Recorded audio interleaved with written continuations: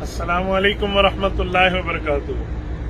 میرے دوستو، آپ میری کمر کی طرف جو گھر دیکھ رہے ہیں یہ عین وہی مدینہ منورہ میں بئر احاب کے نام سے مسجد منارتین کے بالکل قریب ہے، اور یہ وہ جگہ ہے جہاں رسول اللہ صلی اللہ علیہ وآلہ وسلم کا خاندان جب کربلا سے ظلم اور تشدد برداشت کر کے وہاں ابن زیاد اور یزیدیوں کو ظلم اور تشدد اور کوفیوں کو برداشت کر کے جب دربار شام سے ہوتے ہوئے واپس مدینہ منورہ آیا تھا، جس میں حضرت امام زین العابدین رضی اللہ عنہ اور حضرت سکینہ بنت حسین، حضرت فاطمہ بنت حسین، اور ایک روایت میں حضرت زینب اخت حضرت حسین، حضرت علی المرتضیٰ کی بیٹی رضی اللہ تعالی عنہم وسلام اللہ علیہن، یہ جو تشریف لائے تھے یہ اس مکان میں آ کر رہے۔ یہ مکان ہے اور اس مکان کے ساتھ یہ ایک کنواں ہے۔ اس کنویں میں بہت اچھی جگہ تھی، بئر احاب کے نام سے کنواں ہے،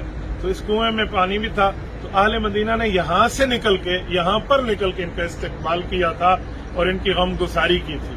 جو صحابہ کرام اور اہل بیت یہاں موجود تھے انہوں نے ان کا استقبال کیا تھا، اور رسول اللہ صلی اللہ علیہ وسلم کا یہ خاندان جس پر کربلا میں ظلم اور تشدد کے پہاڑ ڈھائے گئے، ان اس جگہ انہوں نے آ کر رہائش دی اور وہ یہیں آ کر رہے، اور اللہ رب العزت نے ان پر کرم اور فضل کے دریا بہائے۔ آج دنیا میں اہل بیت کا نام زندہ ہے اور یزیدیت کا نام لینے کے لیے تیار بھی کوئی نہیں ہے۔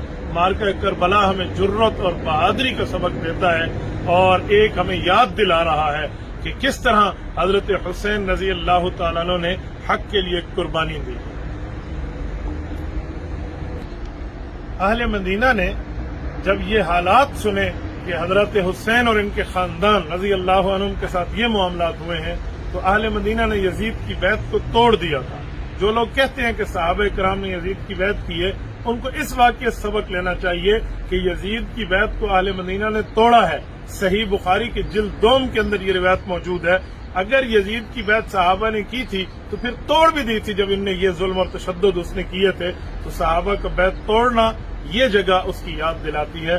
اللہ پاک ہمیں حضرت حسین اور ان کے خاندان کے ساتھ رکھے، کل قیامت میں بھی انہی کے ساتھ ہمارا حشر کرے۔ اللہ پاک ہمارے محبتیں بھی ان کے ساتھ ہیں، ہماری مودتیں بھی ان کے ساتھ ہیں، ہماری ناز اور ہمارے معاملات بھی ان کے ساتھ ہیں۔ اللہ پاک ان کا سایہ عاطفت ہمارے اوپر سلامت با کرامت فرمائے۔